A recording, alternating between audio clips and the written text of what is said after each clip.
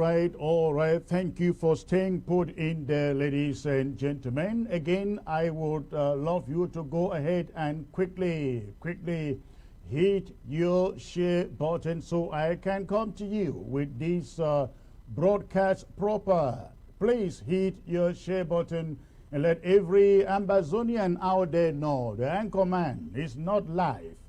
He is alive. So please hit your share button. Hit your share button. We got so much to talk about today. Let me bring you some of the headlines that we're going to be talking about today.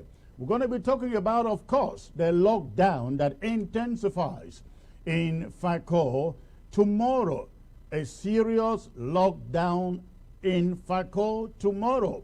If you are anywhere in Fako, please remember the lockdown intensifies tomorrow. I'm going to be coming back to that.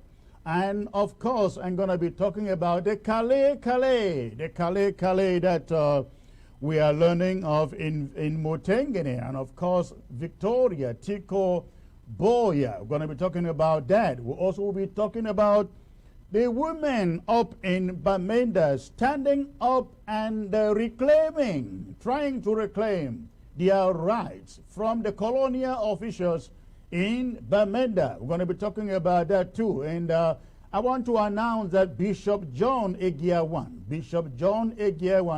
the Secretary for Defense here at the interim government, the cousin was abducted by French Cameroon soldiers in Mawutu.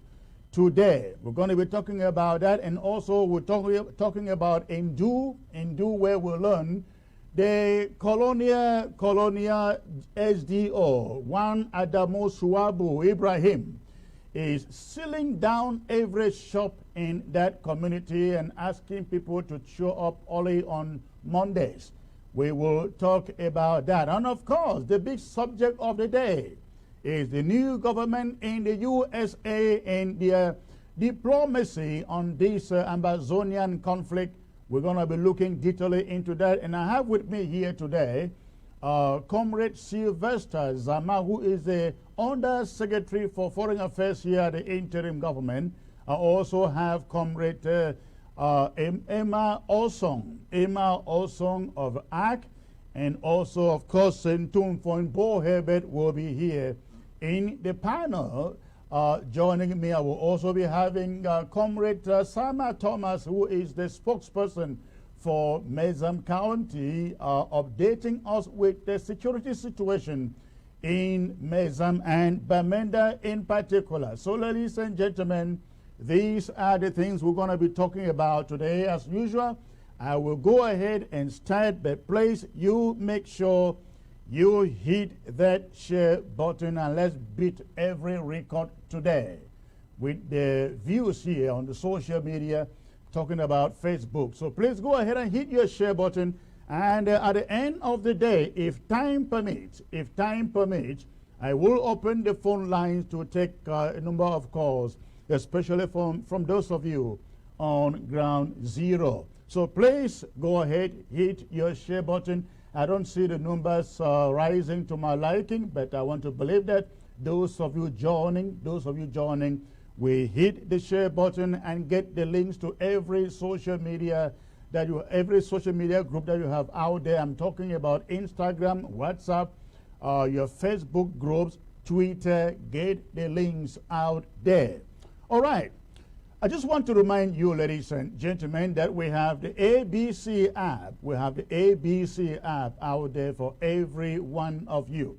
You want to watch ABC 24/7? Please go to Play Store and download the app. Unfortunately, we are still working on the iOS version of the ABC app.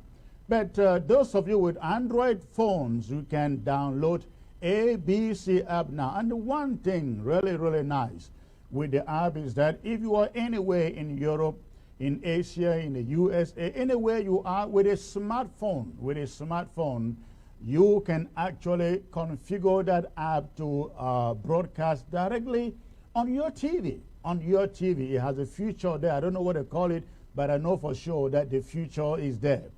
After live shows like this, you are still able to watch ABC 24/7 after live shows like this one. That is something that is very important. So please get on to Play Store, download ABC app for your own good, for your own good. Now, please, I am looking forward to you hitting that share button. I need at least 700 people to get started with this show proper, while I bring you, I do some in-house laundry here. But please, I see the numbers are jumping now. Please hit your share button. So please, again, I'm reminding you of the ABC app. Get there to the Play Store. If you have an Android phone, download the app and watch ABC 24/7. Watch ABC 24/7 on ABC app. All right. Now, this is very, very important, ladies and gentlemen. Last week, we lost one of our own. We lost one of our own. I am talking about Honorable Daniel Koo, the Honorable Daniel Koo. That was the way he loved to be called. You are looking at this image on your screen right now. The Honorable Daniel Koo. Daniel Koo was this interim government's ambassador. I will call him Ambazonia's ambassador to the United Nations in New York. He lived in New York. Unfortunately, he went home. He went home just too soon last week. We are calling upon every Ambazonian. We are appealing to every Ambazonian out there. Please, let us stand. Let us all stand with the family of Daniel Koo. Support them to conduct the funeral of this brother who was a wonderful comrade in this struggle. He was a true fighter, a true fighter. When you heard of all the rallies, and I mean all the rallies in New York, this brother was behind those rallies. He was behind those rallies. He knocked every door at the United Nations in New York on behalf of Ambazonia. He knocked every major door organization in I remember the R. Sharpton organization called the Rainbow. Is it? No, that is Jesse Jackson called Rainbow. But I remember him talking to me about meeting with R. Sharpton in New York.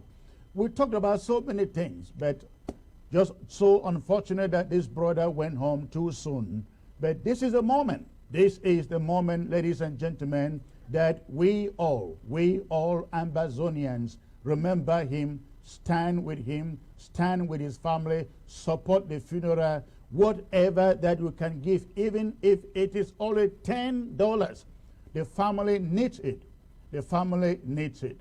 And so, unfortunately, I don't have the GoFundMe address, but please, if you go to GoFundMe and just go paying tribute to Daniel, paying tribute to Daniel, go to GoFundMe and search for paying tribute to Daniel and make a generous contribution for the funeral of this our comrade. He deserves it. He was there. He was there for all of us. Let's remember him in these last days, the very last support that we can give to him. So please, I am pleading with all of you, go to GoFundMe and support the funeral drive for Honorable Daniel Koo. God bless you all as you do so. God bless you all as you do so. It is very, very important that we do that. Very, very important, ladies and gentlemen. All right. I will now jump all the way to FACO, ladies and gentlemen. I will jump to FACO. This is very, very important. Now, you know that lockdown intensifies in FACO tomorrow. Tomorrow is Saturday, January the 23rd. French Cameroon is planning to host one of those dear matches, Chan matches, in our stadium in Victoria. Now remember, again, we are not conducting a lockdown to stop the matches, because we know for sure that La République du Cameroon won't mind playing those matches in an empty stadium. And they will tell the world that because of COVID-19, you know, they so care for Ambazonians that they didn't want them to come to the stadium to get infected with COVID-19. And so this is the point. Again, we are not instituting this lockdown to stop those matches. We are merely taking security measures to make sure that you stay home. Those of you in Victoria in particular, FACO in general, that you remain safe. You remain safe. Do not go anywhere on Saturday. That is tomorrow, the 23rd of January. We say so because we don't want you to get in between a bullet, between the terrorist forces from La République du Cameroon and Ambazonia Restoration Forces. Ladies and gentlemen, we have won. La République du Cameroon and all these African nations participating in this illegal championship in Ambazonia, that they are not welcome, and that we cannot guarantee the air security for Ambazonia, in FACO in particular. It's a war zone. It's a war zone.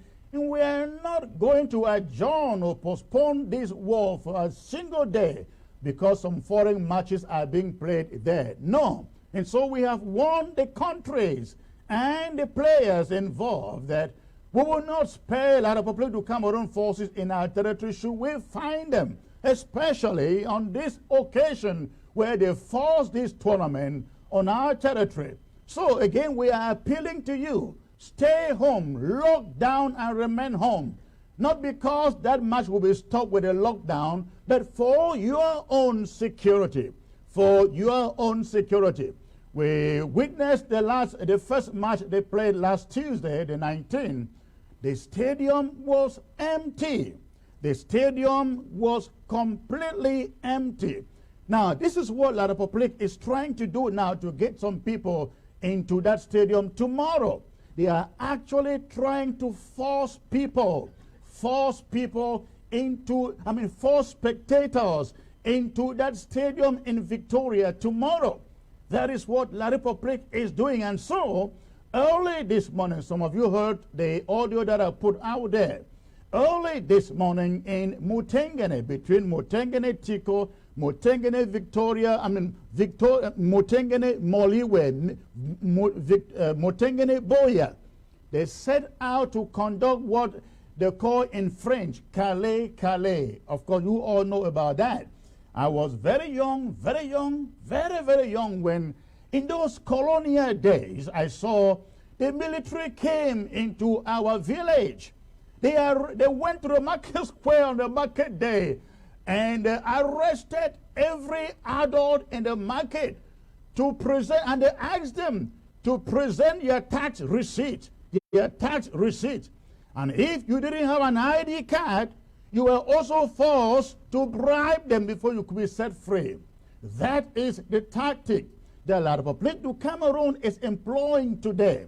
So early this morning, they all swarmed Mutengene Boya Road.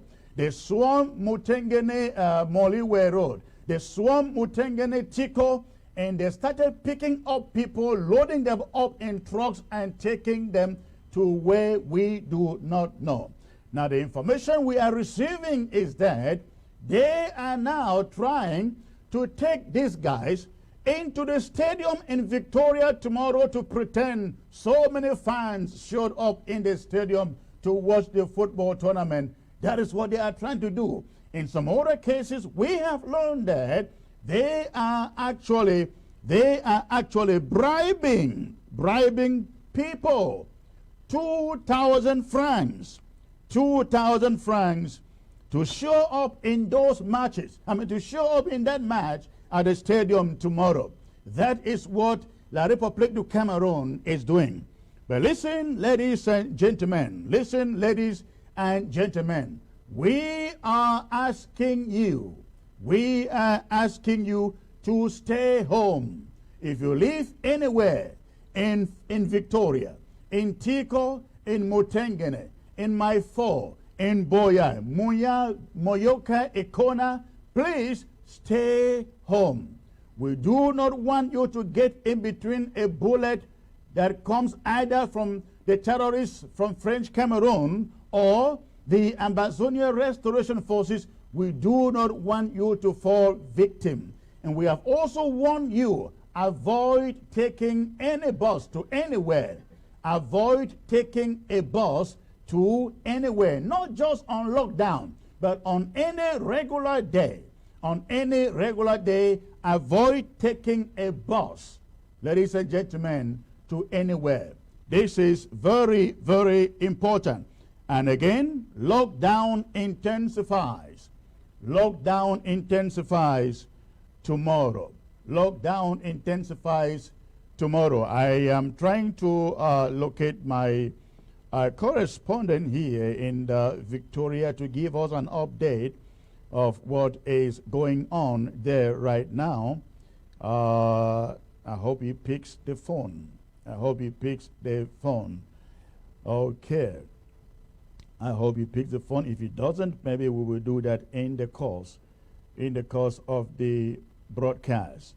But there is it, ladies and gentlemen. The lockdown intensifies tomorrow and then continues on the 26th and on the 27th. All right, I think I got my comrade from the ground available now to give us updates of what is happening in the Victoria. Hello, sir. Hello, Secretary Chris. Good evening, sir. Good evening, sir. How are you doing today? Fine, sir. We are doing fine. All right. So, tell us what is going on in the Fako, Victoria in particular today. We understand there was this Kale up in Mutengene and the surroundings this morning. Were the people all released? For now, all of them are not yet released, and they are trying to play some politics because tomorrow is football, and know that last week, the last match, there was no fans in the field, so they are trying to keep some that they have controlled, and they claim to say these are the real supporters of the football match. So that is what is going on now here in Limbe, and here in Victoria, and the gendarme, they had a meeting. If you are an English, from the English zone as a gendarme, you were not in that meeting. So we don't know what was conspiring between the francophones there in that meeting.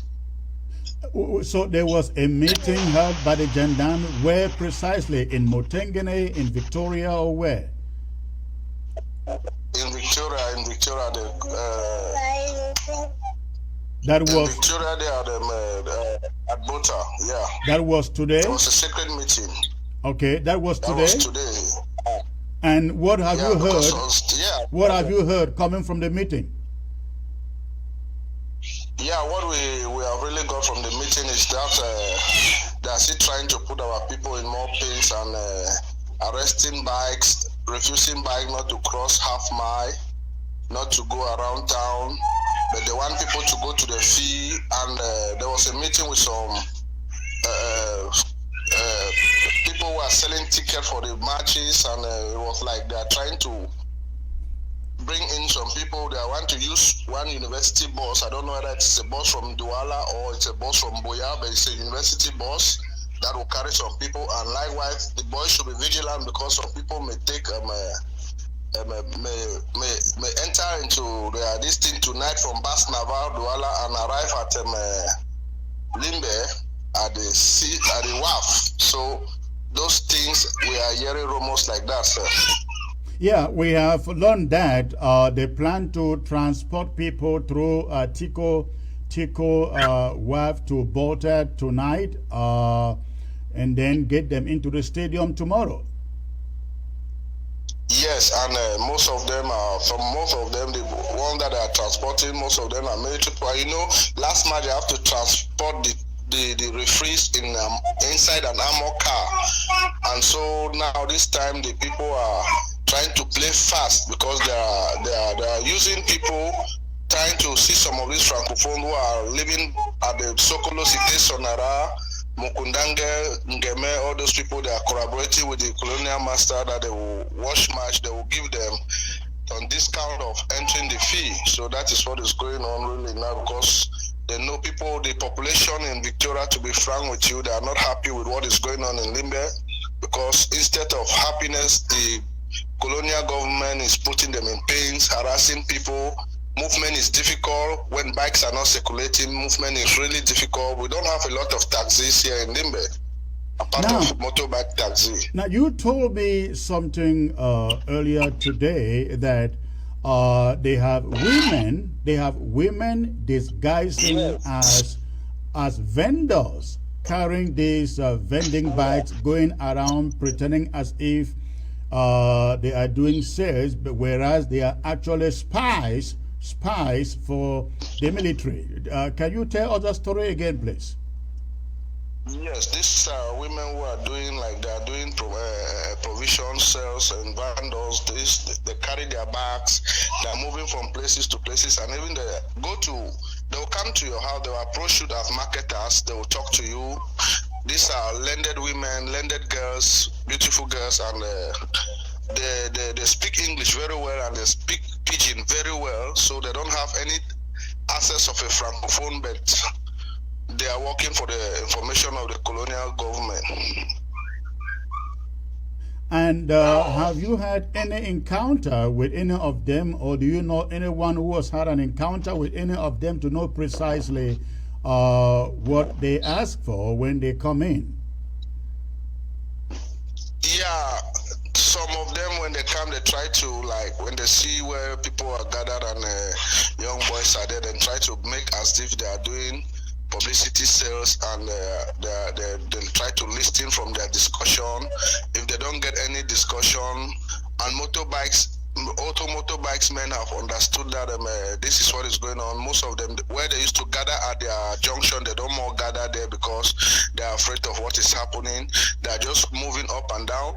And when the women are going out, they try to get information to see whether they will say, this problem is like this. They will try to talk about the problem. In few places, they were in cassava farms, precisely. They were at half mile. They were moving at half mile.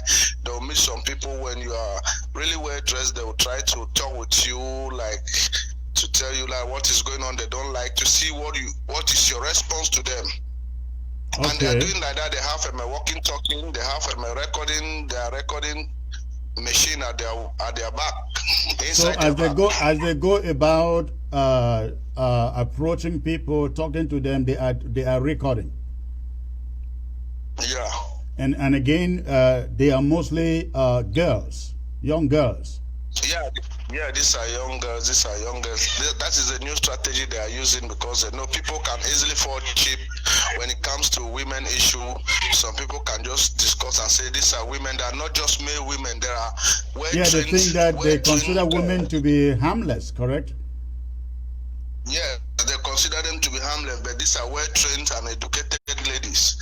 Now, you also mentioned to me that one of the tactics they are also employing is getting young men into their trucks. They drive around town and pretend as if they are regular. They are. Did you say that they are players? Whereas, yes, go on. Yes, these are the tactics they are using. Guinean, we don't have Guinea people here in Limbe, and when the day Guinea was to play, then took a Ron's car, a chassis number was not matriculated. There were military people. We saw some military people that we know. I know them. They were inside with the flag placed at the bonnet of the car, the runs, and they were moving around with a large horn and making as if these are supporters from Guinea.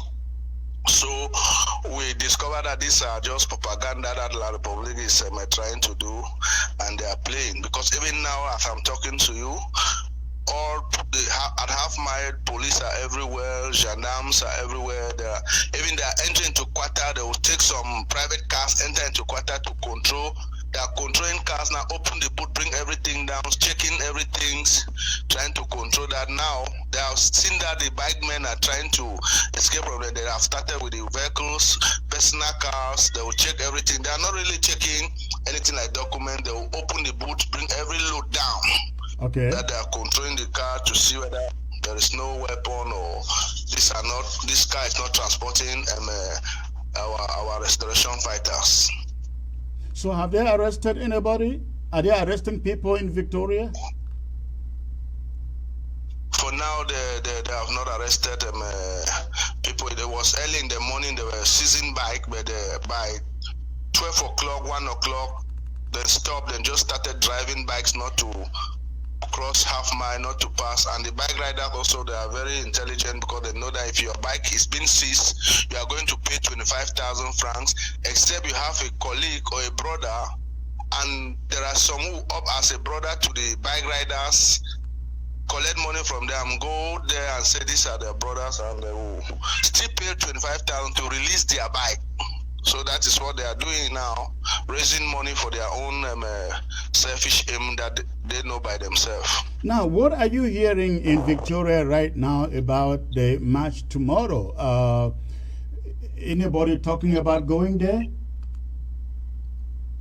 No, for now, nobody is really concentrated in that sector, Chris. To be honest with you, the people are really hurt and they are not happy. The few people you will see them talk, people are not even talking. Even the last screen they put out, it is being placed at half mile. You see. We know our country, we know Amazonia. They are good lovers of football, but you will see nobody is having time to. People are not drawing attention to that. They are not drawing much attention to that, Secretary Chris. Everybody is really concerning his or her own duty, daily activity. So that match is non-event with the people of Amazonia. Wonderful. Good to hear that. Now, are they very much aware of the lockdown tomorrow? Yeah, some people are really confused, and that's why we were saying that you should come up with intensive lockdown explanation to the people. People were like, because some of them forgot the dates. They were around town when we were moving. They were talking of we don't know. Tomorrow is the 23rd, and now that you are on, I know because they are really watching you in Ground Zero here, still in Victoria. People are watching you. Where they're getting Amber TV Live, some are watching you through their Facebook. And here now what they are doing, they're trying to scramble the network here in Southwest. At times you got us like this is by luck and it is by chance because they are scrambling the network. I tell you, make calls will not go. It will be ringing, but the person pick, you will not hear what he or she is talking. Okay. So, well, thank God that they are able to get us. Anything you want to mention before you leave? Yes, just to inform our people that they should be very vigilant and they should stay safe. People should not, when they say we should stay home, people should not go out. They should just respect for that few seconds, that few hours, and then they stay home for safety because their plan is that they should not be gathering in a place because these people just want that boys should be gathering in a place and then something will come up and they start doing their rough work and they are doing as usual. It's just to inform our people and I let them to know that when we call for this, it is not because we are not fighting for this or nothing. We are fighting for something that will make our children enjoy the future of our land in Amazonia. So people should respect the lockdown and stay away from troubles. All right. Thank you, sir. I really appreciate this information. Remain connected and keep me informed of what is going on there, please. Okay, Secretary, please. Thank you. Thank you. All right, ladies and gentlemen, that is it. If you are in Fako, please stay home. Stay home for your own good, for your own safety and security, stay home tomorrow. It will be a serious lockdown, and the Ambazonian Restoration Forces, they are out there doing everything to make sure that it goes successfully, and that colonial march force upon Victoria doesn't take place tomorrow. Let's get to Bamenda right now. Listen to this. And I shot that very dog or dog all my belly. It does say for all come to a war that they need to drive mayor. That is so. I want to say the thing where it make them for mayor them for Cameroon or mayor them for Northwest and Southwest they get problem. So Monday we don't know. So the thing where it make them drive for all office because now we be supposed to vote mayor them. When I dash when I show for the vote. That is a powerful Amber woman. That is a powerful Amber woman, ladies and gentlemen. They think where a drive mayor them for their office for all of Ambazonia. Wanna no. This mayor them wanna no. They say na the same thing. A drive them out of their shops, out of the market squares in all of Ambazonia, not just in Bamenda. Now, this is coming on the heels of French Cameroon colonial SDOs in Indu and the colonial mayors in Bamenda, sealing up people's shops unless they agree to step out on Mondays, which they know for the past 4 years has been a ghost day, unless the people agree to step out on those ghost days to have their shops open. And I love this woman. These are real women, not the snot woman. Is it northwest, southwest, blah blah blah woman, something of Salim Bowman and the rest. These are real women. These are real women, ladies and gentlemen. They asked the mayor one question, and I wish that mayor would step out and answer that question. Let me tell you, the mayor of Batable is using an office on the, I think they say, is it 2nd Street downtown Bamenda, or sometime Bamenda, the colonial mayor of Bamenda, they call it Bamenda too. He uses an office there. He has escaped from his own office all the way in Batable to Bamenda. And we also have even the mayor of Bafut is using an office in the premises of Bamenda Council. He has escaped from Bafut and he is up there. I also understand even the mayor, colonial mayor of Indu, is using an office in Upstation in Bamenda. They all cannot use their own, cannot function in their own communities. But they want the same thing they are running from. They want the locals in these communities to go out and do. The mayor of Bamenda cannot use his own office in downtown. He cannot even live in his own home. These people, they are all surrounded by the military, but they are forcing these shop owners to go and open their shops, and these same thugs, these same criminals, frauds, in the name of these colonial officers, they will be the same ones to go out and harass this woman and harass these shop owners for opening their shops on Mondays. I can assure you that. So, I will say to all of you shop owners, particularly these women up there in Bamenda who objected like that lady in Kumba,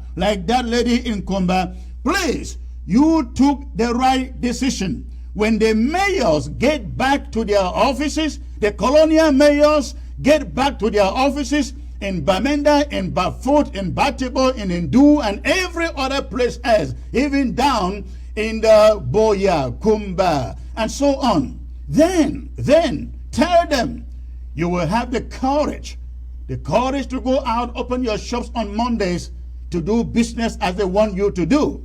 up in Ndu. The colonial mayor has sealed every shop in Ndu, and they are forcing the people of Ndu they can only open their shop, they can only be allowed to open their shops on Mondays. On Mondays. Failing that, no other day, the shops will remain sealed. And from the part of this interim government, ladies and gentlemen, those of you out there in Abakwa, Ndu, and places like that, Ndop, Bui, and so on, listen, we are observing.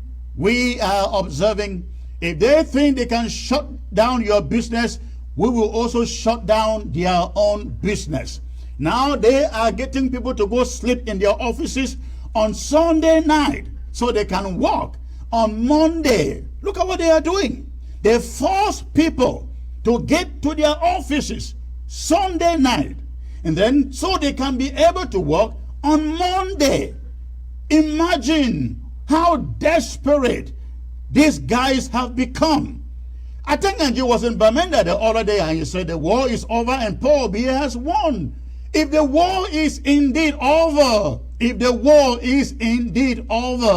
why are they sneaking to their offices, and why are the colonial mayors and SDOs not able to use or get to their own offices? If the war is over and won, why can't they do normal business? So I am challenging the colonial mayors in Bamenda, the SDOs in Bamenda. Those shops will remain shut. Those shops will remain. Every shop in that county, those counties will remain shut down, not until we have called off Monday's ghost towns. And the next thing we are going to do, if you think you can deprive the regular person, the normal people, their livelihood, we are going to make sure that you are entangled and you cannot do business, administrative business as usual in Bamenda. The days are coming. We can promise you that day is surely coming. I am joined with Comrade Sama Thomas, who happens to be the security chief in the Mezam, and I think he put out a message a few days ago, I think it was yesterday, to the effect that La République du Cameroon is sending in 3,000 troops. 3,000 troops into Bamenda, perhaps to Ndu too. We also saw the circular by the Ndu colonial officer, one Ibrahim Shuaibu Adamu, asking that every shop be sealed, and we believe these soldiers, terrorist soldiers that are being sent to Bamenda, they are meant to go and enforce these shutdowns. But we have also learned they will turn around and burn some of these shops and markets so they can say, Amber Boys carried out the arson. Why would Amber Boys carry out the arson for 4 years? Amber Boys never burned a shop anywhere. Why would they burn any shop now? Ladies and gentlemen, you'll find, in fact, let me say this. We have whole communities. According to statistics, we have over 300 communities out there that have been burnt down, not by Amber Boys, but by French Cameroon so-called security forces. Whole communities burnt down, and the inhabitants left as internally displaced persons. Who is doing so? The world knows it is not Ambazonia fighters, it is French Cameroon terrorist soldiers who are burning down communities and leaving the inhabitants homeless. So let me get Comrade Sama Thomas to join me. Can you bend your camera a little bit, please? Comrade Sama, bend your camera a little bit. Okay, that looks good. All right. Thank you for joining me, sir. We want you to tell us what you know. Now, before I get to you, I just want to remind people again, this breaking story that was sent to me while I was coming on live about the raising of PSS Mancon. I think they call it PHS Mancon now. PSS Mancon is on fire. It's on fire. It's burning. as I come to you, I just received that information. Who is behind it, we do not yet know, but that is the news that I received while I was coming on live. PSS Mancon in Atuakum is on fire. Comrade Sama, tell us, have you heard anything about this? Good evening or good afternoon and happy New Year's in the feast, and good evening fellow Southern Cameroonians in Ground Zero, and happy New Year to all of you in the land of our birth. Though with the difficulties that we are going through, I think God Almighty is going to lead us, is going to help us through our challenges. Secretary Chris, I think that the situation in Bamenda, like I said yesterday, I made mention of the burning of the main market and the food market, but I never knew that these guys, they got other potential targets.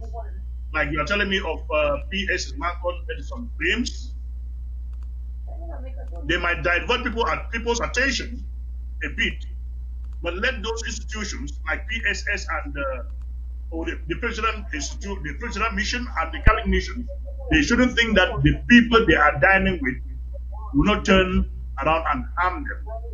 When you are dining with the devil, know that when he finishes with your brother, he will step onto you and finish you as well. So that's exactly what the devil is doing now to all these mission institutions in Southern Cameroon. Let them keep on dining with them to burn down all those institutions to pretend that they are burned down by Amber Boys. Yes, of course, that is their narrative. That's what they do after they cause their damage. Now, tell us, you said in your audio that 3,000 troops you learned is entering Bamenda from La République du Cameroon. Are there any updates? Can you take it over again, please? You mentioned in an audio you sent out yesterday security warning that 3,000 French Cameroon terrorist soldiers are moving into Bamenda, and some of them may also go out burning shops. Any update on this? Well, I haven't got any update on that, but you know, they usually enter the city in the dead of the night when everybody is asleep. So we do not know if they've entered the city yet or not, by now or not. But with the situation in PSS, who doubts if they are already in Bamenda and have been dispatched to their various mission order areas. And what are you hearing from these shop owners in Bamenda who are defying these colonial instructions? Secretary Chris, I want to say that the enthusiasm in our people back at home is so wonderful. For I'm telling the shopkeepers down there, everybody is bent, lock their shops as you want, but nobody is going to defy the law. Our ghost towns for country Sundays on Mondays. For it's a day with a significance, and nobody will dare to go against it. It is not made by anybody, but it's made by the people of the Southern Cameroon. Nobody is supposed to respect it, but everybody knows that it's the day to be respected. Let La Republique. It's not like in Mancon, which you have about on Sunday, the traditional on Sunday, that people don't go to farm, or the Sunday that people go to the market. You cannot go to Mancon. You tell the Mancon man that when it is in Ghana, you should go to the farm, of which you know the consequences of that. So the people of the Southern Cameroon, they know the consequences of violating their own decision taken to protect and achieve their freedom. Tell me, how would you describe the action of these traders yesterday in this rally that took place right in front of the Bamenda main market?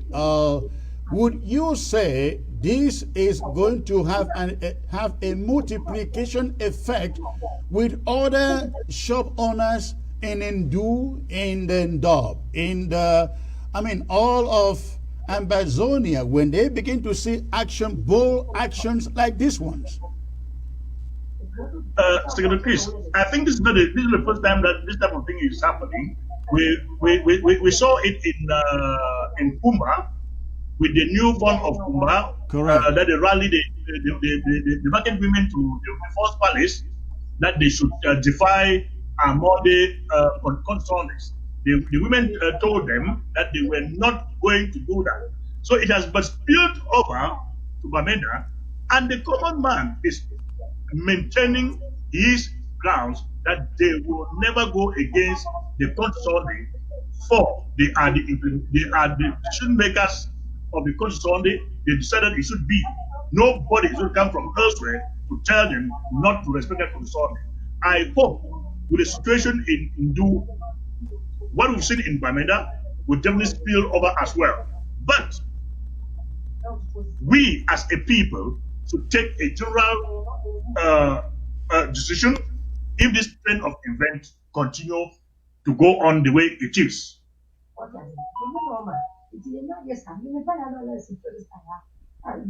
Wonderful. What is Mezam? What is Mezam? Because we have been talking about a lockdown coming up for Mezam, for Bamenda in particular. What is Mezam planning? The preparedness of our people, as we've seen in this gathering, it shows that the people are ready and they are gearing up toward a unifying action that will be called up by the interim government. Had it been that wasn't the case, then people could have taken this unilateral action, which they've taken spontaneously in Bamenda against this so-called self-appointed and protected mayors of the colonial system.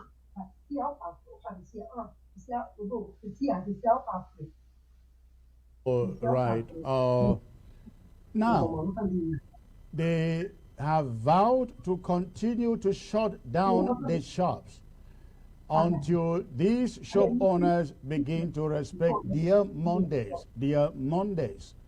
And we are also aware they are forcing workers to get into their shops, into their offices, sleep there through Sunday night, work on Monday before going home. Is this trend going to actually force people in Mezam going to offices on Monday, breaking ghost towns? Do you see that happening?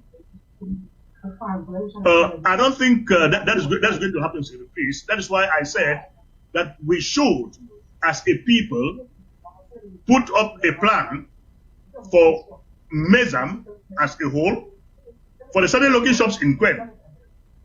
They've stepped over to Mancon, like they've gone to Ndu. Who knows where is the next LGA or county that they are heading to? So we need to come up with a preemptive measure to make them understand that if they think that is what they are going to do, we too will have something to do to counter their move. So we should be preparing for a total lockdown if all the shops are not open in Bamenda and elsewhere. The shops are locked there. Now, we are told that most of the shops in Quen, Comrade Zama, get on seat, please. Sorry about that. We are told that most of the shops in Quen, in Quen that are operating Bamileki Francophone owned shops. What is Mezam Security going to do with this? Well, you know, we used to say 99 days for the thief and 1 day for the owner.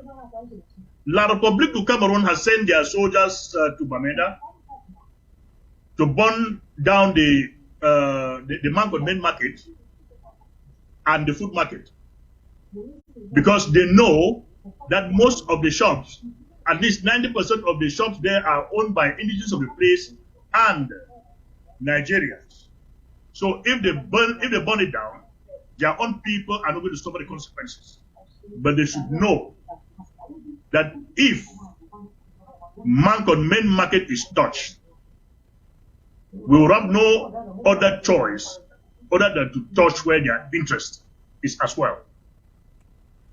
All right, Comrade Sama, thank you for showing up to be with me to educate our people on what is going on and what needs to be done. We just want the people up in Bamenda to know that we here at the interim government, we are watching what is going on and that we actually stand by them. We support the action of those market men and women who were rallying in front of Bamenda Main Market yesterday. Their action was the right action, and again, we are not about to rush to declare a lockdown, but we are still drawing the elastic.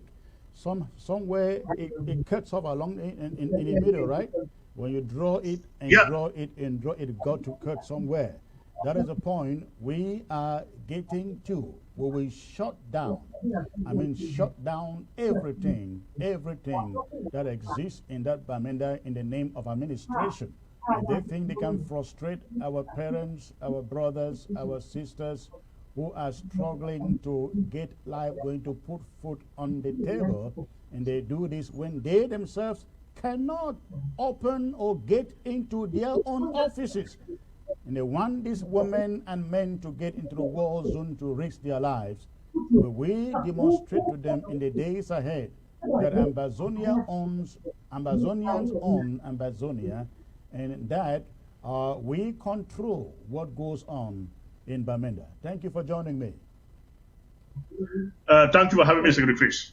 All right. I will allow Tumfon, Bo Herbert, and my other guests, Comrade Zama, to weigh in on this subject, the happenings in Bamenda and the courage of these women up in Bamenda, standing up to the colonial officials in Bamenda. Comrade in Tumfon, it appears I can't get your sound. Your microphone doesn't appear to be turned on. You may want to log out and log back in. I guess you are able to hear me, but your microphone doesn't appear turned on. Let me get to Comrade Zama while you adjust your microphone. You may just have to log out and log back in Tumfon. All right, Comrade.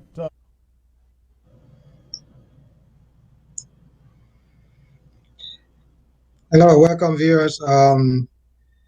Thank you, Secretary Chris. Happy New Year to all our televiewers and to our displaced persons. We laud your efforts, and for the issues going on in Bamenda, we don't have any reason not to fight. Like Akere Muna had said it, we have to fight like our lives depend on it. And that's going to be what it's going to be, because we have had enough of this issue. We cannot be teleguided from Yaoundé. We have to make those decisions from our local governments and from our local institutions and our leaders. Yaoundé can no longer, as of 2017, tell us what to do.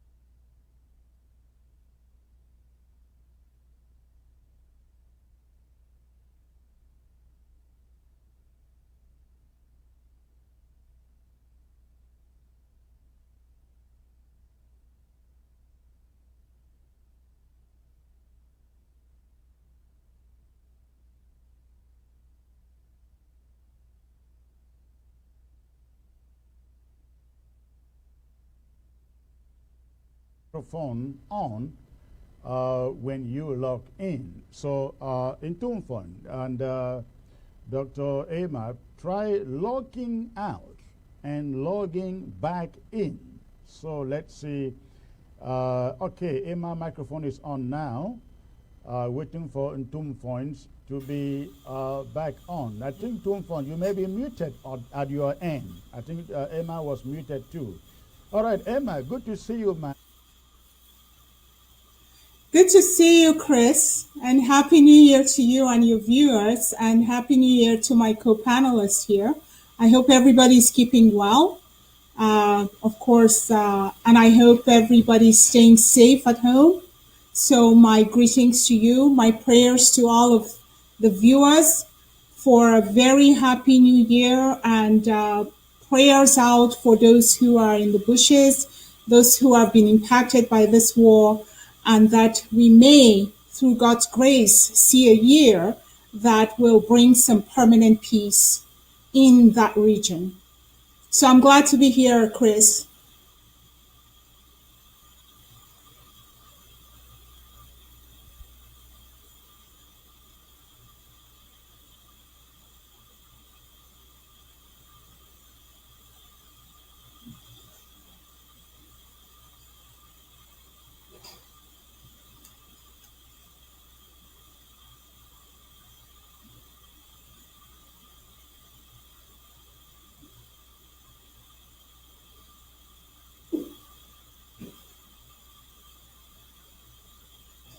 Now for Bafit, the young one, the office, the name of small Kalabu place, the name of wicked. The other Bali, the young one. Bali to a portion like a hole, but a very to a portion like a hole.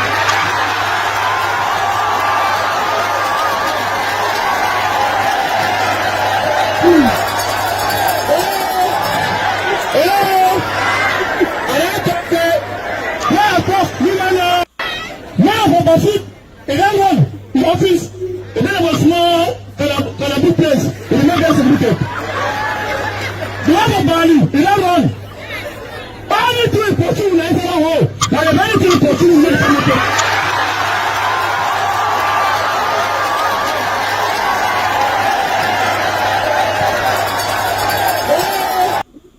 The very thing where a pursue one for that hall, for one offices, now the very thing where a pursue we for will market them for Monday.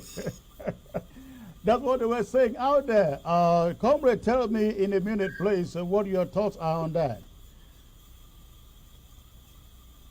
Is that directed at me, Chris? Yes, directed at you. There's always a moment of levity. Please keep on working. I will let you know.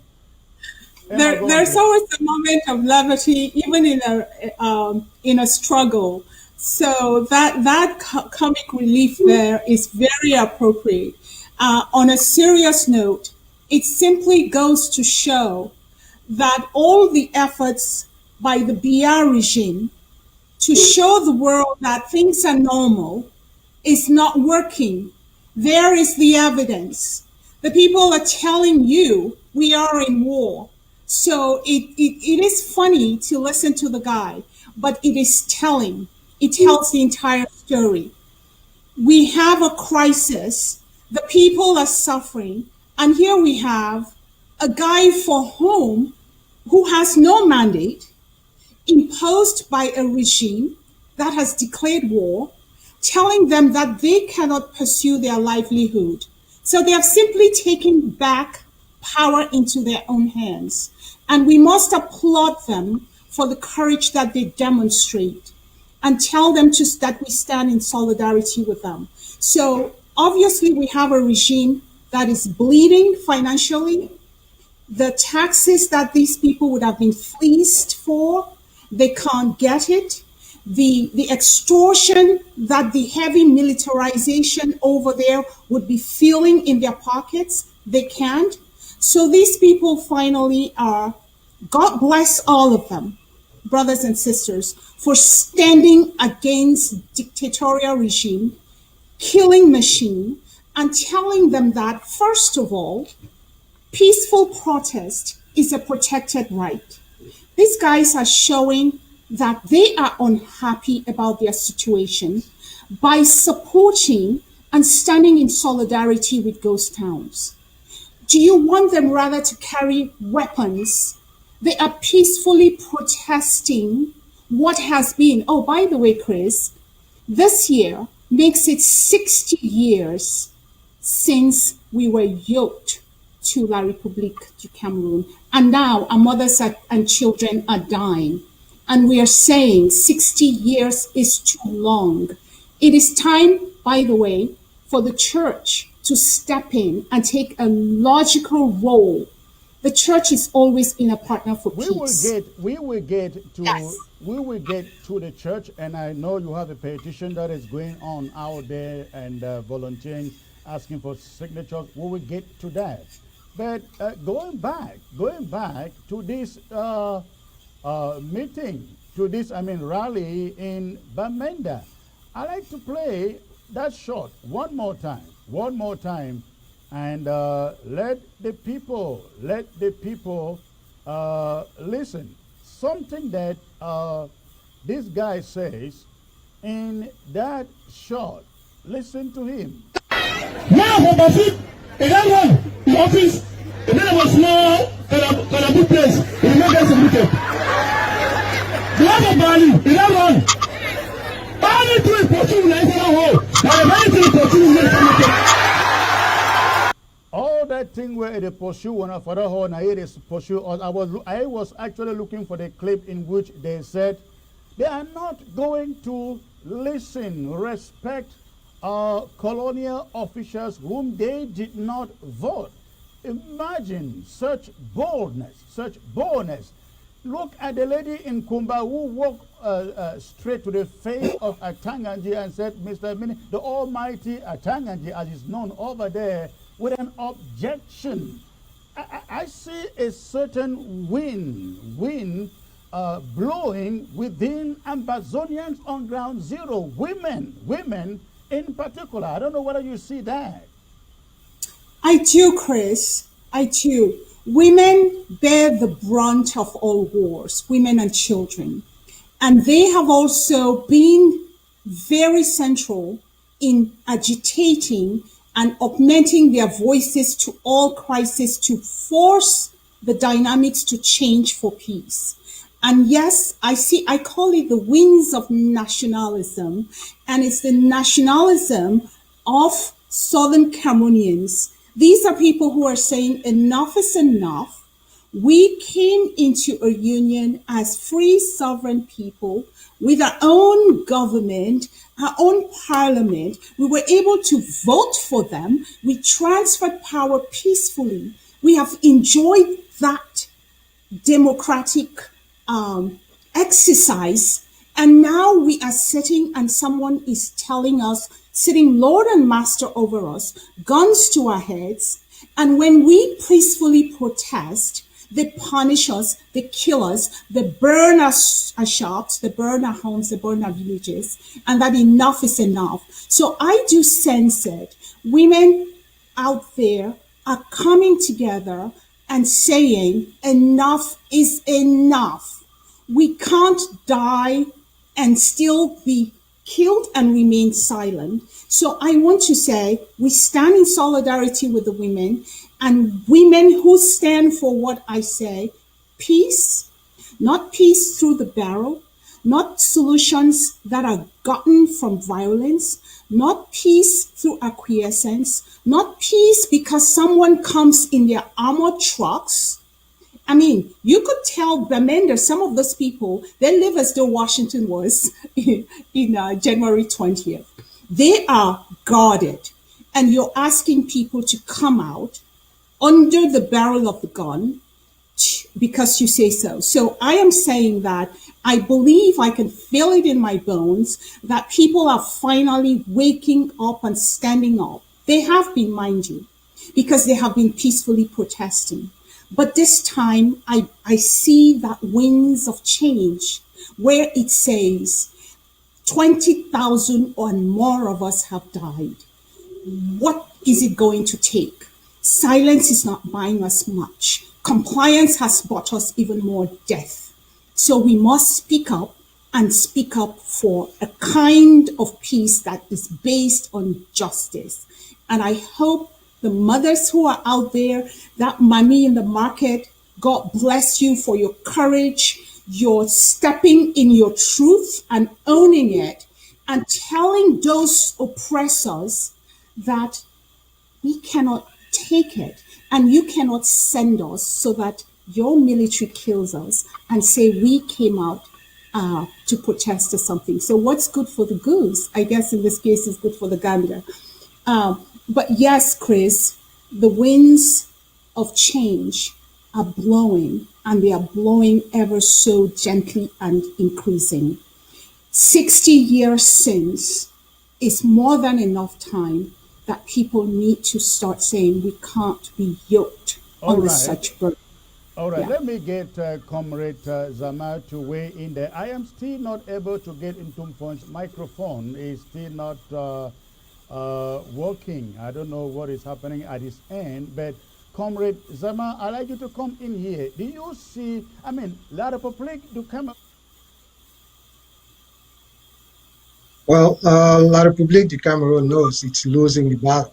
As much as they are saying that they are winning, they are losing.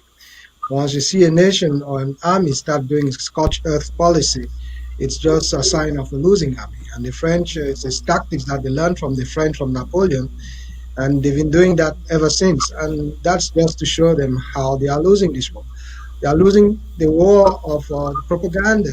They are losing the wars of trying to convince our people that they should accept their servitude. But given the people that we are, we decided that it's a situation that we are not going to accept it anymore. And La République, no matter what they are saying to the international community, when it comes to fighting an idea, there's no country that has defeated an idea. The Americans have tried it, the French have tried it, the British have tried it.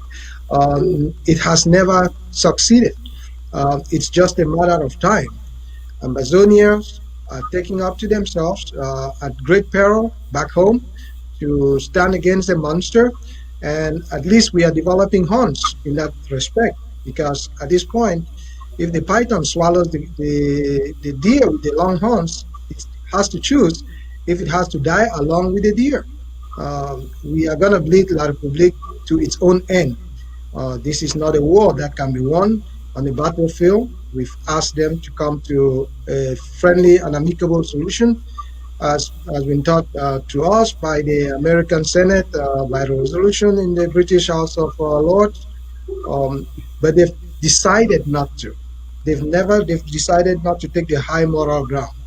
And the only thing that a country or a state like that fears most is brute force.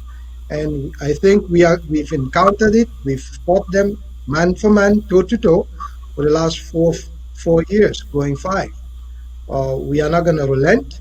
We are asking for our brothers and sisters who are in an uncomfortable situation. We want to fight for a place, for an Amazonia that you don't have to bribe to be a merchant. You don't have to pay on illegal taxes. You don't have to pay to get from one point of the city to another. We have to stop this nonsense. And it's a high time. 60 years is 60 years too long. All right. Thank you, Comrade. Again, unfortunately, in Tumfoin, I believe you can hear us, but I still do not see your microphone turn on. Yeah, I see you there, but your microphone apparently is, I don't know whether it is muted or just not connected or what, I can't tell. Please, I will keep on checking your line to see whether your microphone is active. In the meantime, ladies and gentlemen, this is the talk of the day. The USA has a new administration. The USA has a new administration. And everybody is talking about what the new Secretary of State in the USA is saying or said. A few days ago when he went up for his confirmation hearing, he mentioned directly Cameroon as a priority of America's new foreign policy, talking about trying to look for a solution to the conflict in Cameroon. Of course, talking about the context is Ambazonia, of course. So he was very upfront about that. We also listened recently, I think this week, a speech from the House of Commons in London by one of the ladies in the House, Lady, is it Emily Thornberry, yes. Emily Thornberry. Yeah, in the House in London, talking about the need for the British government to stand side by side with the U.S. government to bring a solution. In fact, she was saying America cannot be talking about resolving the conflict in Amazonia and the British are busy negotiating business with the criminal regime in Yaoundé.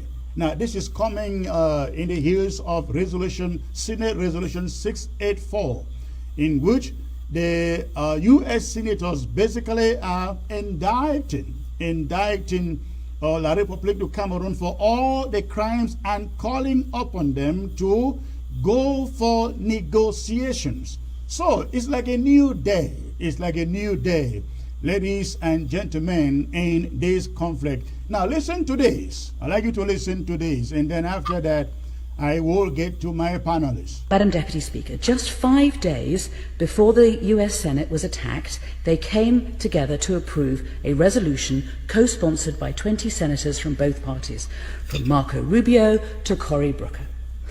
And it was about this, about the brutal campaign of subjugation by the French-speaking government in Cameroon against the country's English-speaking minority.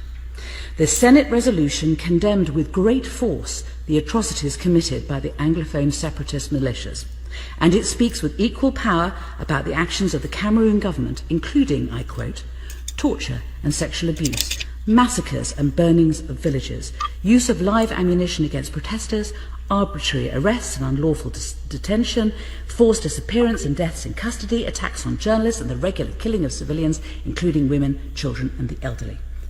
Madam Deputy Speaker, the Senate resolution noted approvingly that exactly 1 year before, the Office of the US Trade Representative, remember this is Donald Trump's trade representative, the direct counterpart of the Secretary of State for International Trade, had terminated Cameroon's access to preferential trade rights due, I quote, to persistent gross violations of internationally recognized human rights.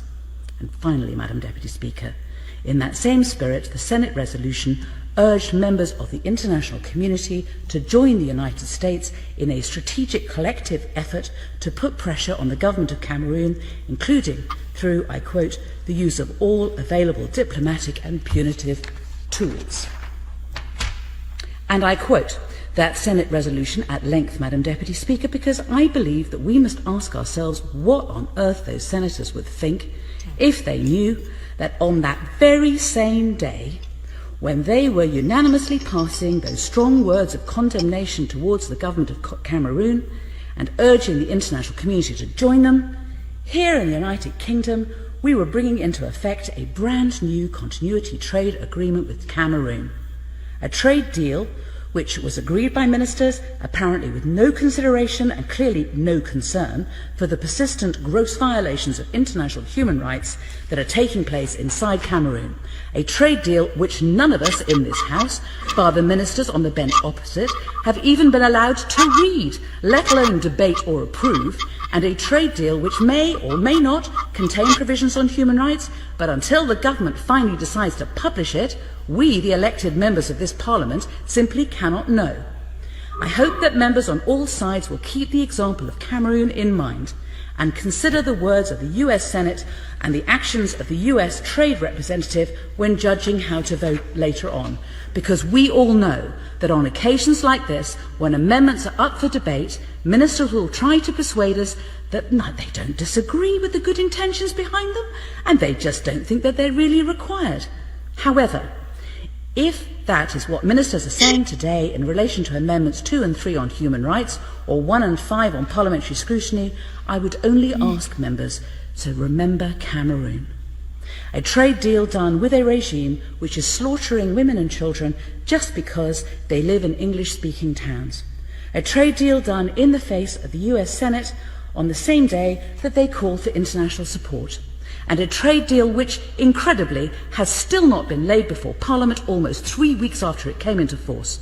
I would urge all members to think about the Cameroon deal and how little consideration ministers gave either to human rights or to the rights of this Parliament when they decided to sign it.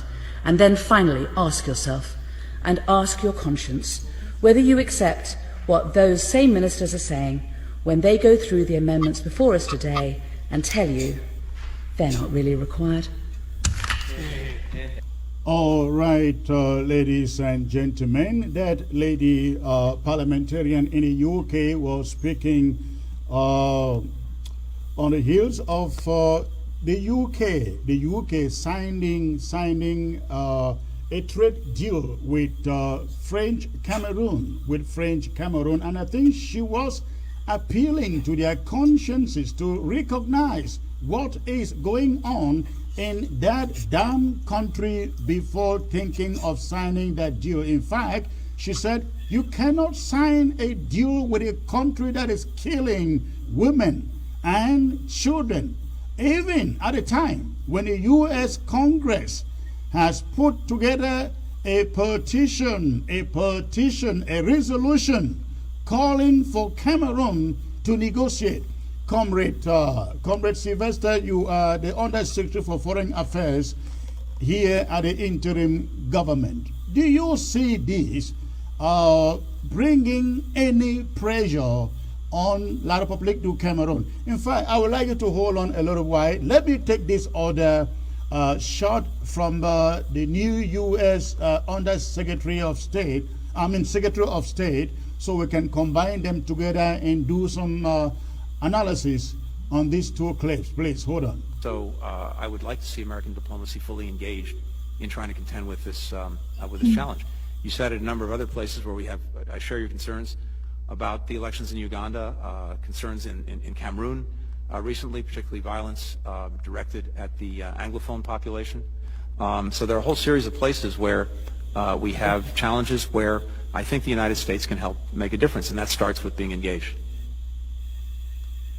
Okay, and he says there are a whole number of places with challenges where the United States should be directly engaged, and one of those places he mentioned was Cameroon, but he mentioned particularly the word or the name Anglophone. They refer to us as Anglophones. Of course, we don't blame them. They don't know the history. We've been known for Anglophones for years now. That's what everybody knows us by. But I think the mention of this conflict in the first day of, let me say, of his administration, because that was his hearing, and on the first day of his hearing, does it send a message to La République du Cameroon that a new level of pressure is being brought upon them? Comrade Sylvester, then Emma. Well, I think it's a new pressure, but like all dictatorships, they never bow to pressure. The only thing they bow to is force. La République has had this long time to decide what it really wants to settle this issue with the Amazonians. Our issue with them is Tony Blinken. It's a consummate diplomat. He's been a diplomat from when he was a child. He grew up in Paris and went to elementary school in Paris, so he understands the French psyche very much. The fact that we are talking today, 4 or 5 years going into this war, it's incumbent on the Biden regime to be able to settle issues that have been left to fester. If you can remember, Viscount Waverly, in November 14th, 2018, had said we are sleepwalking into a humanitarian catastrophe with the war going on in Amazonia. The thing is, it's not been front and center to a lot of the issues because America has been involved in so many issues around the world. They were trying to pull back, but I think we have to understand where they are coming from. All right, Emma, please give us your thought under 1 minute, please, so that we can talk about other issues on this same subject. So my initial reaction is bravo, Emily Thornberry, bravo to the Right Honorable Member of Parliament for speaking truth to power. So the one thing I want to say in the short time you've allowed me is that we have to welcome the new administration under President Biden with open arms. We've gone through 4 years of MAGA and see where it's gotten us, right? So Biden has committed or is recommitting to engage in the world and build back bridges that were broken. So his BBB, Build Back Better, is a welcome position for the United States. But let me point something out here really quickly. From my vague understanding so far, mind you, 24 hours into a new administration, its Africa policy is likely still being thought through, if not very nascent. But for one thing I know, through successive administrations in the United States, they tend to have bipartisan agreement on Africa. Now, you will ask yourself why. When it comes to U.S. Africa's policy, you can throw out the rule book to some extent, because here's what you're going to have. America is going to always say, we want to work on democracy, uphold human rights, and eradicate corruption. Now, that to me, not to compare America with some dictator that we all know, because his speeches were sort like that, but is to ask the question, what is it that makes America's policy one issue policy? Now, think about this. It's always about trade. Now, you've heard of AGOA, which Cameroon was unceremoniously removed from it because of human rights. So that's a positive. You will hear of health, and they'll go to a single issue, HIV, AIDS, and funding. Now, you hear America talk about working with regional bodies. Who are the regional bodies and continental bodies in Africa? Well, at the continental level, it's Africa Union. The regional levels, you have the CIMAX, the ECOWAS, the regions in the south and in the east. Now, the question here is, are these policies to engage with regional bodies whereby the people who sit in these regional bodies tend to be corrupt regimes, dictators, what I call kingpins for life, otherwise known as presidents, who are waging war in order to suppress people and dissent?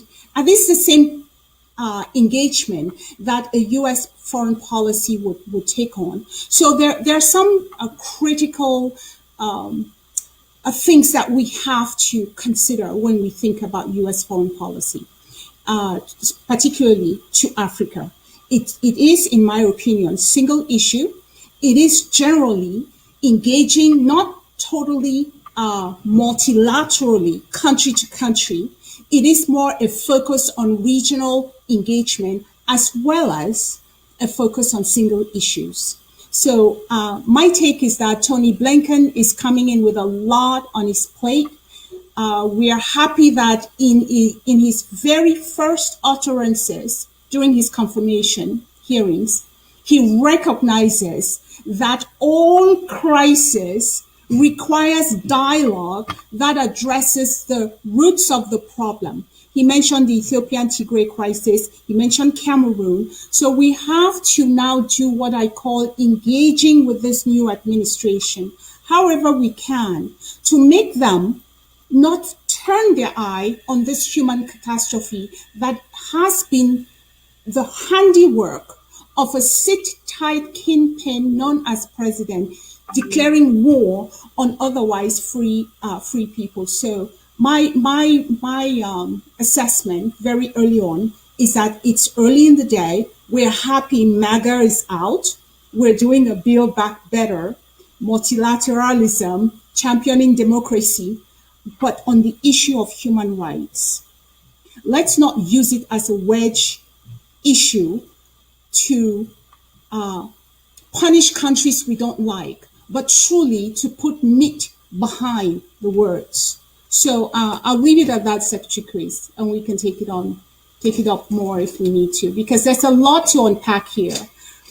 In your opening discussions there's the Senate resolution, there's of course a new administration and possibly a tilt that is different from the Trump administration. There's of course the parliament in Britain that is also taking a closer look at this. So we have to think more strategically what all of this means, what we as Southern Cameroonians and Ambazonians can do to bring permanent peace. So I think there's some work to be done here.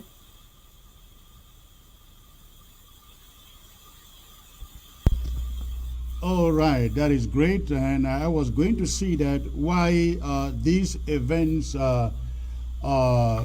give us a lot of optimism,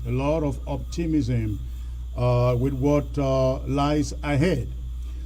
This is politics, international politics, and of course diplomacy. And they can say one thing today, and tomorrow they come up with a different thing. You will recall that first we had a resolution sponsored by Karim Bass that gave French Cameroon the courage, the infantry, to put together the so-called Grand National Dialogue. You know, that resolution had asked French Cameroon to put together their religious leaders, their chiefs in community leaders to discuss, talk about the crisis, and they took it on. They took it on and organized their so-called Grand National Dialogue, and they came out with the so-called special status. Now, after that initial resolution by Karim Bass, the Senate came out with Senate Resolution 292. It wasn't the best, it was better, however, than that of Karim Bass from Congress. Now we also have resolution, the third one, 682, and we also have now the new Secretary of State talking about Cameroon engagement, or America's engagement in this conflict, to the end that a quicker solution is implemented. My fears and the fears of so many people out there are lobbyists from Europe, from France, from across the international community, the Chinese. They will come in. All of us, we live here in the USA, and we know that the democratic establishment is a socialist establishment that like to work with other socialist establishments like the French and the Chinese. I am afraid, and as many do, that tomorrow the Americans may say, you know what, Ambazonians, just go and meet La République du Cameroon and negotiate and solve your internal problems. Comrade Sylvester, do you have this fear? Well, I think what we have to understand is our destiny is in our own hands. There's no cavalry out there coming to save Amazonia. We have to do that work. We have to do the heavy lifting. The fact that the Americans, even if you look at Resolution 684 and what Lord Boateng and Viscount Waverly, all of them are heading into a situation where they are telling us where they want us to be, in a federated state with La République. We've not been given that opportunity to decide where we want to belong. And it's incumbent on us to impose ourselves in that conversation. We would like them to have the good hopes to help us to try to resolve this. We've had a lot of human catastrophe. We've had a lot of parents raped, kids killed. American policy, especially for the last 20 years, has been not to intervene. But if you can quote Samantha Power, who was the last really decent U.S. ambassador to the U.S., has said the U.S. should intervene when it is to save lives, when there's mass murder and mass killings. We have passed that. We will never know how many Ambazonians have been killed. And that's the number. The international community keeps hanging on 3,000 dead. Right. We are dying every day, and that number cannot be static. That number keeps climbing on a daily basis. I don't know if they do addition by subtraction to get those numbers. Those numbers are staggering, and we will never know the actual numbers. I think we have to, it's incumbent on us to do the best that we can do to engage the Americans and every other person who has to. It's a question of interest. Every person who is dealing in Africa or in Amazonia in particular, it's a question of interest. And we have to be able to come up with an issue and say, okay, what are your interests? And we try to have to make a point to deliver on those points. Because La Republique is basically mortgaging the whole of Amazonia to all these multinational companies. They're having low-flying jets to map out every mineral and every cranny. We cannot be too sure if the whole of Amazonia has not been titled to somebody else. We have to fight, and we will only be the people to fight for our own interests. We cannot wait for the Americans. We cannot wait for the British or the Chinese. Their interests will always supersede our interests. In that discussion. Comrade Emma, you are a member of ACT, and you know what these new interests in our conflict from the international community means. But it also entails that we in ACT, we have our hands full. We have to knock doors and knock more doors and knock them more aggressively. Everybody is saying so. Are they wrong? Not at all. Not at all, Chris. But before I speak on that, let me just make a comment on the resolution that just passed. So it is yet another resolving. But what I want to ask that we consider is, what is going to move this piece of paper from just being what it is to actually transforming to concrete steps? So I think we are so fatigued by statements from different capitals, and still people are dying, that we don't know what else to do. So I want to say that, yes, there is the push internationally to get countries to be more engaged. But it seems as though the engagement goes this far to statements, to utterances, and then it stops short. I think my co-panelists here alluded to something. The interests, the lobbyists are they're doing what they do best, which is to hold these capitals to just inaction. Meanwhile, people are dying on the ground. So I want to say that Resolution 684 is a good step.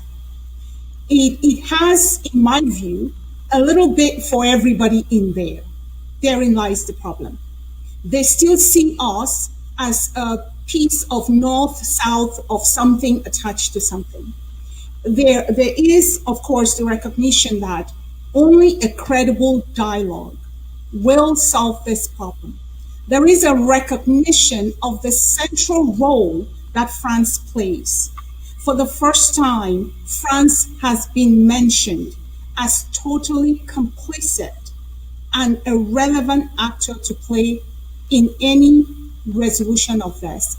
And for our purposes, we see it as France getting out of southern Cameroon. France can stay in La République if the 20 or 18 million people of French Cameroon feel that their destinies, their sovereignty is dictated from the capital of Paris. They are welcome to do so. But 60 years hence, we are saying we cannot be at the ripe old age of 60 years. We are subjugated. We are living in depravity, scarcity, and now full-scale war, that the time has come. So going back to what we're currently dealing with, which is the Swiss-led process. Now, there's a lot to be said and not said about that. Suffice to say that we are all very disappointed that up until now, the government in Yaoundé has not accepted for a date for pre-talks. Now, we cannot begin to second guess why. They have no desire to sit down and confront the root causes. Their intention is to use all means necessary, which now includes war, to, quote, normalize the situation in the ground. Explain this to me, my brothers and sisters. How does someone use armored cars, shows up in your town and villages, tell you to drop your weapon that you're using to protect yourself, and then tell you that everything is normal? Meanwhile, hundreds and thousands of your brothers and sisters are languishing without homes in the bushes, and some of them has essentially moved into the French side, where they are continuing to be indoctrinated into believing that their rights are somewhat subjugated to other people's rights. So not only are we losing generations of children, we are losing entire people to an ideology that says you are a second class. So yes, we are disappointed that up until now, the Swiss process has not gone as fast to move La République to accept to sit on the table. But there is a reason for that we must not accept. La République du Cameroon knows that sitting down to address the root causes for it is its Achilles heels. All right. Thank you for that. They say the wheels of diplomacy grind very, very slowly. Let me bring Comrade Sama, who is still here, into this discussion. Comrade Sama, you've been listening to us, and my last point was, right now it looks really so good with the leaders in England, in the US, talking about this conflict. However, diplomacy being what it is, the fears out there are tomorrow the French will come in into the new administration here in the US and say, you know, we see eye to eye.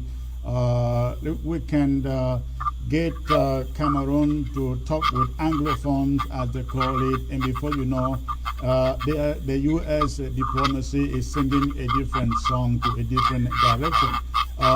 Do you see these fears out there too? Well, Secretary Chris, all of us might be afraid of what we perceive can be the outcome of this international diplomatic sector. But what I want from them, I do not care about what they say at the present moment. What I want from them is to pursue La République, to meet the Southern Cameroon at the negotiation table. Whether America is talking about federation with Anglophones, or France is talking about whatever they are talking about, on that day of negotiation, sitting side by side with La République, exchanging words and facts, the language on that day is going to change. By the moment they are still in this rhetoric of talking, it makes no sense to me. It will only make sense if they force La République to negotiate. I don't care if the Villa Bush come and confirm to them that they will give the Southern Cameroon their special status.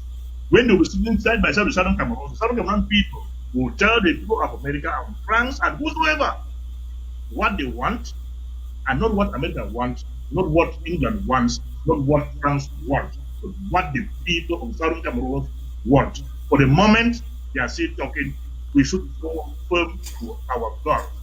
I made an audio sometime about a week ago, telling the fighters on the ground that if they see a British man in Southern Cameroon, I never knew that the British have signed a business deal with our public.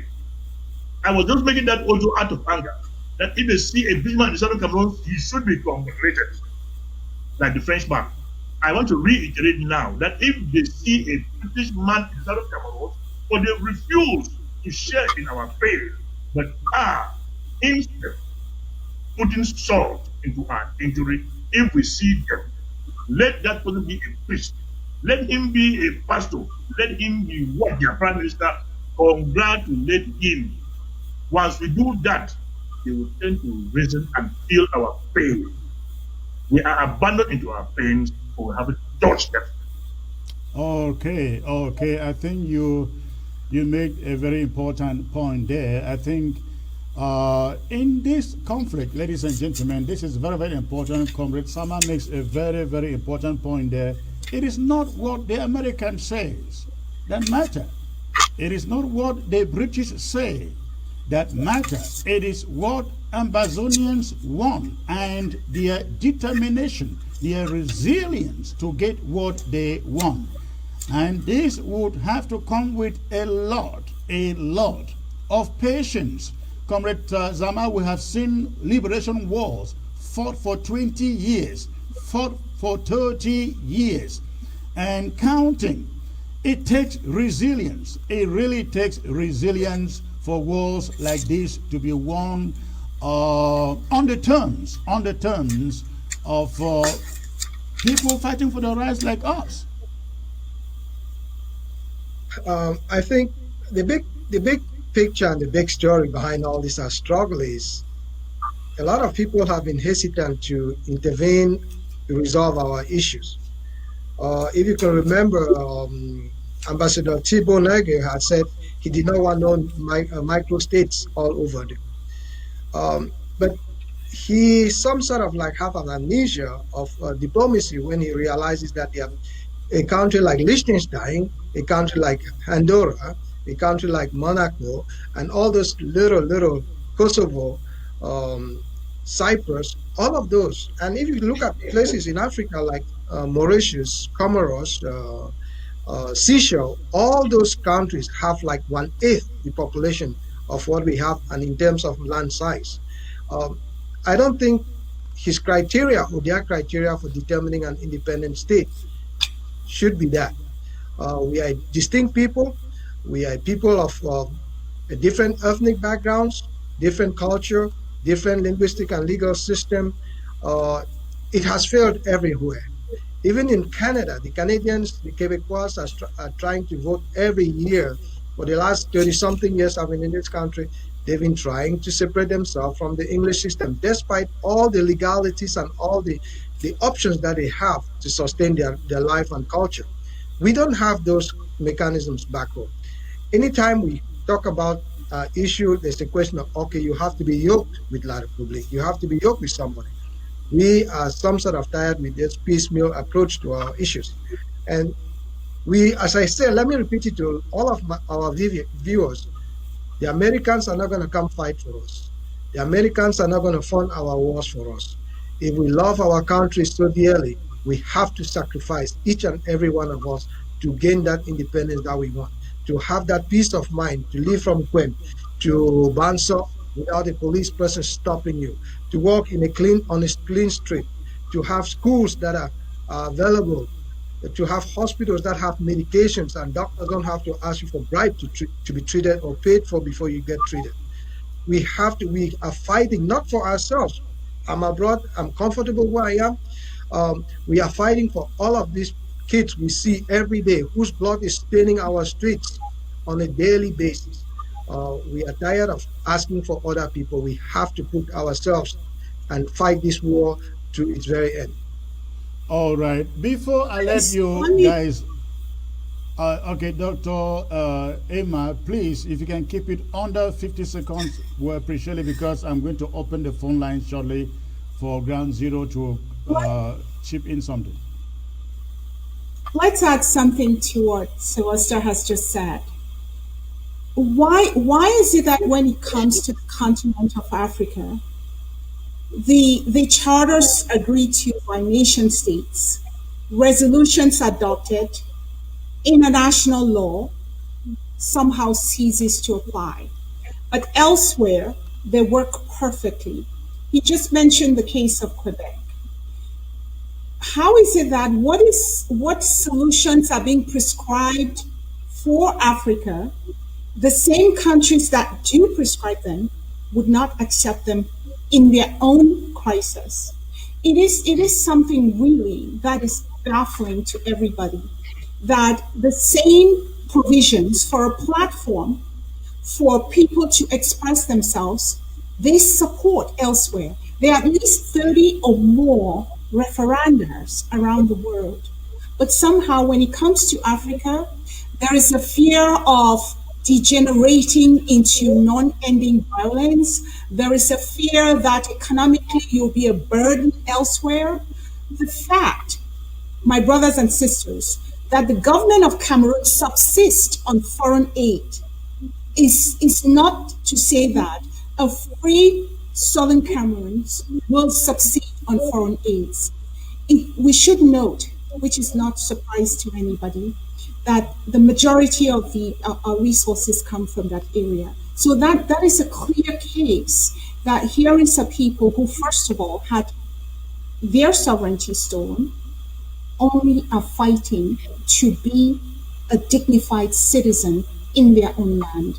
I think it's such a puzzling thing that we need to always keep it in the back of our heads as we engage with the international community and continue to bring this into view. Article 47 violated, Resolution 1608 not upheld, international laws as it pertains to boundaries violated. When is it going to be good for the goose and good for the gander? Absolutely, absolutely. You said it perfectly. Before I let you guys know, before I let you guys go, I like you guys to take a close watch at this footage, and I will ask you to, in 10 seconds, comment on it. I describe, ladies and gentlemen, all of you out there, I describe this footage I'm about bringing to you as the state of the struggle. The state of the struggle. Watch, please, watch. Long pass, recuperation of Kisonda. Kidon Nagata Moto Yutu. Nagata Moto Yutu, Kidon Amoto Karina Sungunu. Kidon Ahin Khanna, Purkanakin. Hin Khanna, Purkanakin, Nagata Moto Yutu, Kidon Adanukin, Saulenkin pour Salisane Purkanagai, Ganagai Purkanakulali. Attention, Nagata Moto Yutu. Attention, Nagata Moto Yutu. Attention, Nagata Moto Yutu. Kidon Amoto Karinasu. Saulen Ningi ni pour Hin Kidon Khin pour Khin. Mogana to Yoto, qui récupère la pour Kisonda, pour Karina, pour Tissi, pour Monseigneur, récupération de Salisane, Karim Farika, attention, Kasofran, Karim Koulibaly, pour Karim Ndiaye qui fait l'engagement. Attention, Nagata Moto Yoto, qui récupère le ballon sur le pied de Kisonda pour Karina Kusili pour Monseigneur Ninkin, Khin, Khin pour Khin, Dalunin Khin, attention, Moto Karina, Nagata Moto Yoto, qui récupère le ballon. Sadio Mane qui fait une longue passe pour Ghana. They can't get him. Think about that. That is the state of this. That is the state of the struggle. Those are Amba boys, being chased by French Cameroon terrorists. Look at how many of them are there. They can't get him. They can't get those Amba boys. Comrade Sama, please keep it under 30 seconds.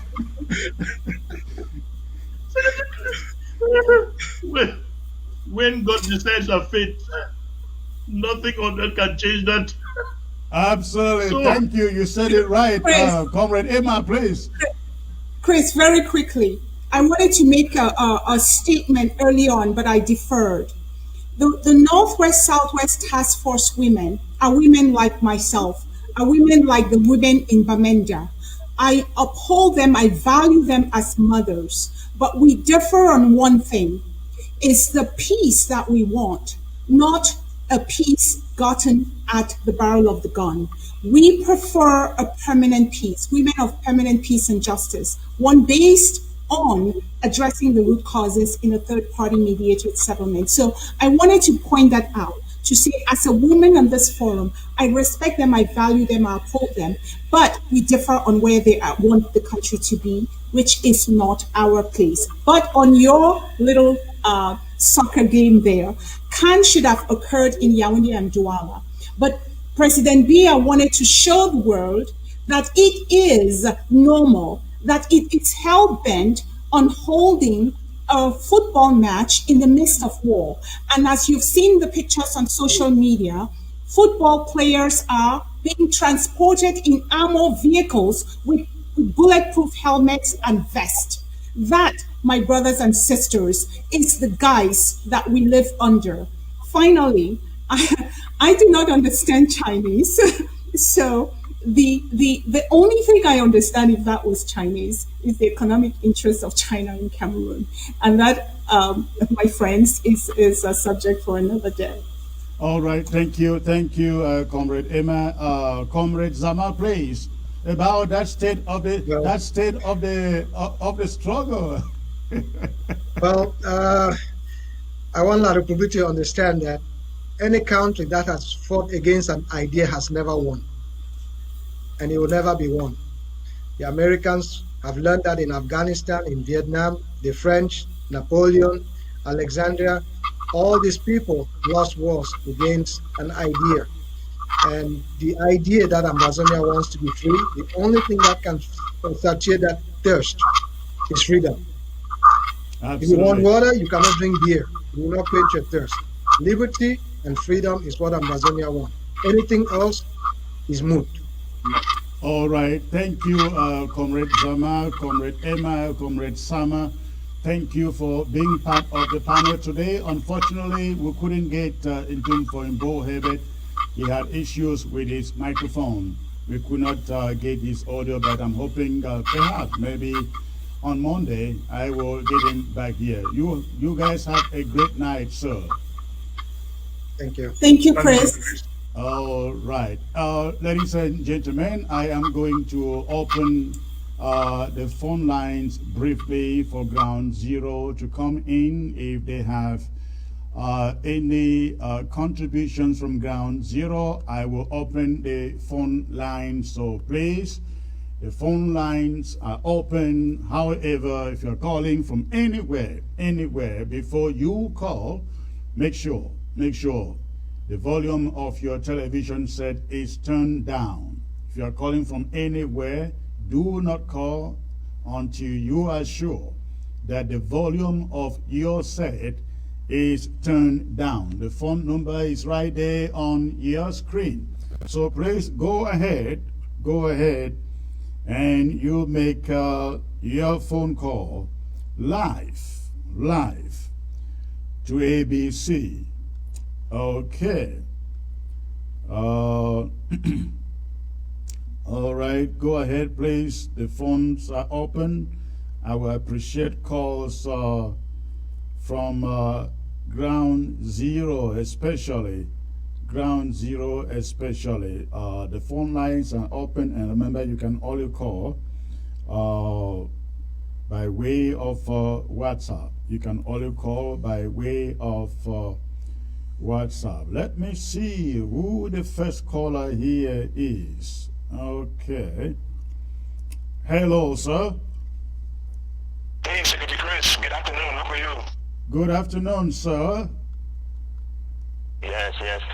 I'm calling from Los Angeles. I know you prefer Ground Zero, but those of us in the diaspora who support, we pay keen interest to the utterances of people like you and our favorite rocket scientist, Dr. Osong. That is okay. That is okay. You are the first caller, so you have the pride of place. So what is in your mind, sir? So what is in my mind is that, first of all, La Republic can definitely see our resolve to prosecute this war to our independence.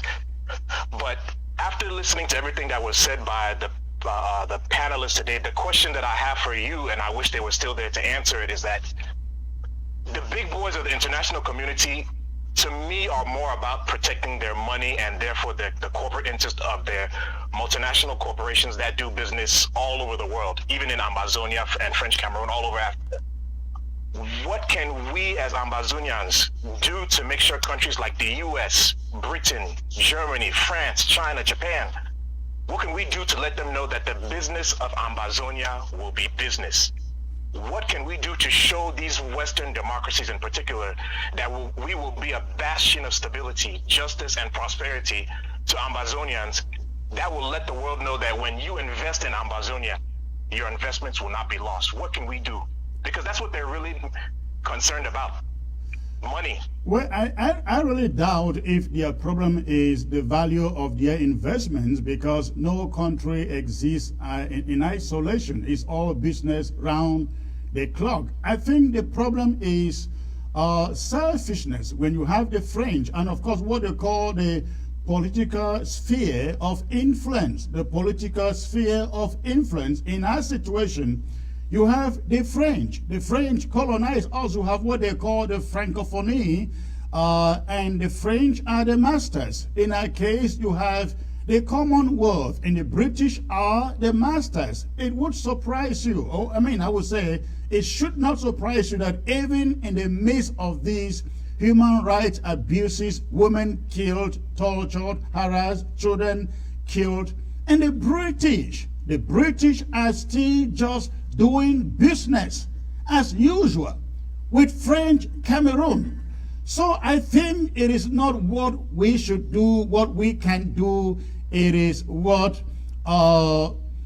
the international community wants to do. But Sama made a statement which is very profound. Listen, we do not have to leave it in their hands. We should not allow them to do what they have to do. We have to only we can let them do what they want to do, but we have the choice. Ambazonians have the choice to decide what they want, because we own the land. It is our territory. So again, I think the only thing we can do right now is continue to knock the doors, continue knocking the doors, explaining our case. Listen, nothing good comes easily. Nothing good comes easily. We were told the Southern Sudanese can never be an independent nation. We were told Eritrea can never be an independent nation. And so on and so forth. They were first of all denied before then accepted. That is the route we are traveling right now. The only people that will fail us is us. Again, the only people that will fail us is us. When Ambazonians get tired giving their money to prosecute, with which we prosecute this revolution, when we lost whole of the boys standing, putting their lives on the front lines on the ground, if we lost them because they cannot have enough money to buy the equipment they need, if we lost our patience, again, everything lies in our palms. They say, the Bible says, with God all things are possible, and say it also says God help those who help themselves. Everything lies in our hands. Thank you for the call, sir. Yes, sir. All right. Let me see who else may be online. Okay. Why the calls are coming in, I just want to remind you, ladies and gentlemen, to please go to the website GoFundMe, and please support the funeral service. Support the funeral service for Honorable Danny Koo. Go to the website GoFundMe. Please support the funeral service. Support the funeral service of our comrade who went home recently. Support the family, support the funeral program of Danny Koo.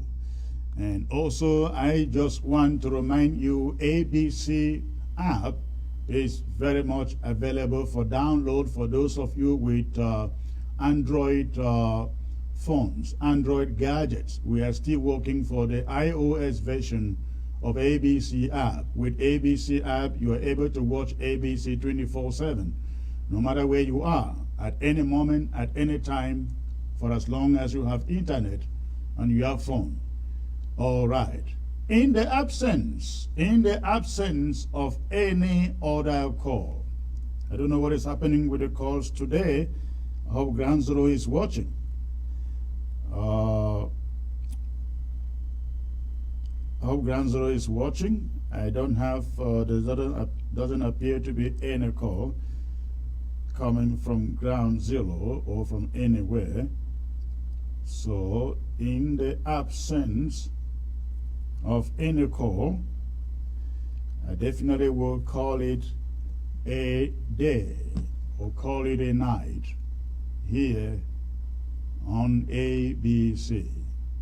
But once more, I will